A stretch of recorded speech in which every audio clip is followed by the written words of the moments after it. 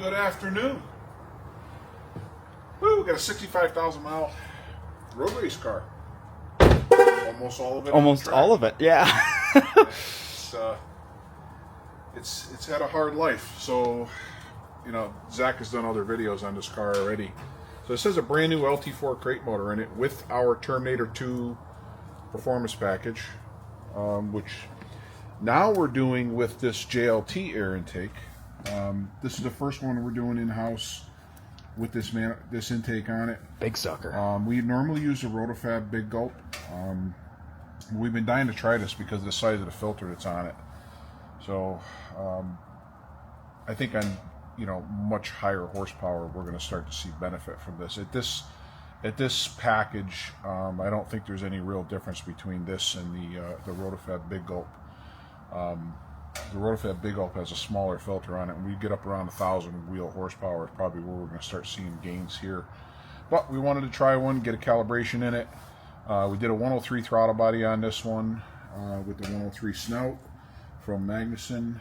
This car came in, it already had a Magnuson supercharger on it, so this is his original supercharger. I don't know how many miles are on it. I think it's probably around 30,000, but it's in really good shape. It was clean. This has our new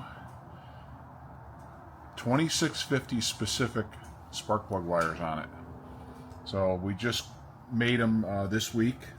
They're very, very short so that they don't interfere with the headers and give you maximum clearance. The coils get moved down on the Magnuson kit, and all of the commercially available wires are actually really too long. You know, we've been using them and making them work. Yeah, because we ended up using LS wires. Yeah, so now that we can get wires made to our specifications, we had the opportunity to build a set and give them the specifications, and they're going to copy them. So if anybody has a 2650 out there and you want wires specifically for a 2650, we have them now. They're made by Moroso. They will have all our private labeling on them at some point. They've got the artwork. They're just waiting for the dies to be made, tooling, so that they can print right on the wires that our name. So pretty cool stuff. Teddy did a phenomenal job on this thing. The car had a lot of repairs combined with this build. We had to put a new radiator fan in it. The motor was shot in it. Motor mounts were blasted. It has BMRs on it, and it had the urethane, and the urethane was gone on the passenger side. Wasn't even there, just sitting metal to metal, which made the exhaust sit on the brace, and the brace was bent from jacking the car. A lot of the wiring was roach because this thing's been so hot so many times for so long. It wasn't hurt, but the covering was hurt. It was stiff. Yeah. So we cleaned it all up, re-taped and heat shielded everything. And so I am loving this build because I have not seen another build on the market anywhere that makes this kind of power on 12.5 pounds of boost. 827 and 825 back to back. Yeah. You know, he'll feel that. 745, 700, I think, or 754. 754 and 744. I think the 754 is actually on this pull. So number 7. Number 7. No, it was on the last pull. Last pull. Okay. You know, quite a bit more heat soak there. I had it idling for quite a while waiting for Zach to come over. I didn't take that long. No, I had sent the text over to Teddy, and he probably didn't get it. That would have been it. So you were quick as soon as I paged. I heard it on the intercom. I'm like, oh, it's time. It's time, yeah. So this thing still has braking oil in it. You know, this is a brand new engine right out of the crate, and we tore it down to the short block and put all of our goodies in it. For those of you who don't know what's in the Terminator package, the list is long. We'll start at the top. Obviously, a cold air kit, whether it's a JLT or a Rotofab Big Gulp. The 103 throttle body is an option. I built a lot of these with the 95mm throttle body, but this customer wanted the 103, so we put a 103 on it with the 103 inlet. This has a custom catch can set up on it. that Teddy designed. He built the bracket for it and routed it all in there.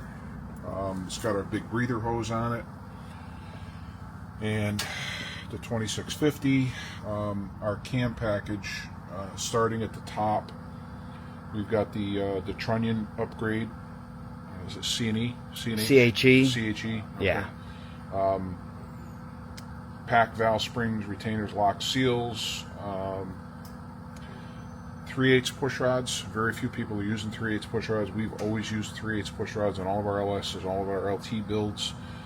This one has Johnson tie bar lifters in it, which needs a custom push rod. These push rods are actually over 8 inches long. Yeah, they're huge. Yeah.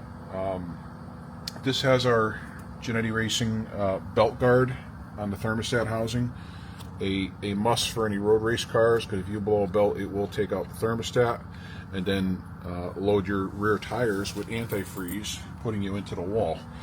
So we've got this bad boy on there. It has a Texas Speed DOD delete plate on it with a, I think it has the Mighty Mouse catch can adapter. Yep. And then we've got the ATI Super Damper with the Texas Speed 3-bolt conversion front cover, and our 3-bolt gear with a Torrington bearing on the back of it, and a K-Tech timing chain, and a K-Tech oil pump, ATI Super Damper. We have a 917 lower with a 100 millimeter upper. You know, a lot of room to run more boost, but the fuel system is limited. We are at the top end of what the LT4 high pressure pump and high pressure injectors can do on gasoline. We are going to switch this over to 100 octane unleaded, and we're probably going to be running it on the track for engine protection. You know, in extreme circumstances when you get a lot of heat under the hood, you know, that's when the octane starts to get to be not an enough. issue. Yeah, exactly. You know, we don't want to hurt the engine. We want to get another 65,000 race miles out of it, but at 200 more horsepower. Yeah. So that's the goal. Teddy makes a custom fuel line out of PTFE, because the fuel line that comes with the Magnuson is just rubber hose with clamps on it. We don't really like that, so we build them out of braided PTFE hose, and then he mounted the flex fuel sensor back there, eliminated some fittings, really cleaned that up. Made an evap line for it. So a lot of details. You know, the way he routes the wiring harnesses is much neater. Better access to the spark plugs and stuff like that. So there's a lot that goes into this. The amount of hours we spend making everything fit really nice. Like when this came in here, one of the intercooler hoses was actually kinked under the airbox. It had a kink in it. So Teddy uses pre-molded hoses that we keep in stock, and he reroutes the hoses to the intercooler, or to the heat exchangers, so that the intercooler hoses don't get kinked or rub on anything. So it's you know, there's so many little details. If you look around, you'll see the paint marks on every single bolt. All these little paint marks, these are all to indicate that those bolts have been torqued to spec. Everything gets put on with a torque wrench. You know, we take a lot of extra steps when we build a car to make sure that nothing gets missed. You know, because you never want to miss anything, especially when a car's going out on the racetrack. You know, but we do it on regular street cars too. This is no different than what we do every single job that we do. We torque a bolt, we put a paint mark on it to let everybody know that we torqued it. So it's great attention to detail. My team is unbelievable. They do a phenomenal job at putting these cars together and making them reliable. So that's the key. Make a lot of power, but make it reliable. No fun when they're broke. Yeah. You know, we also did a Monster triple disc clutch in this. Yep.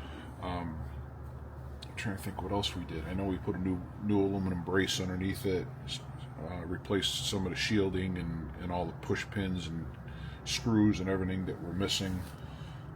So this car is back to the way it was when it rolled off the assembly line, as far as all those little fasteners and everything that were, you know, they get chewed up. You're out on a race course, you know, you run over debris, whatever, stuff gets knocked off. Hit, yeah, pulled off. You crack air pan. There was a there was an air dam underneath the radiator that was missing, which directs air into the radiator. We replaced that. So anything that's missing or broken, when we address it while it's here. So we still got a little bit more fine detail stuff to do to this.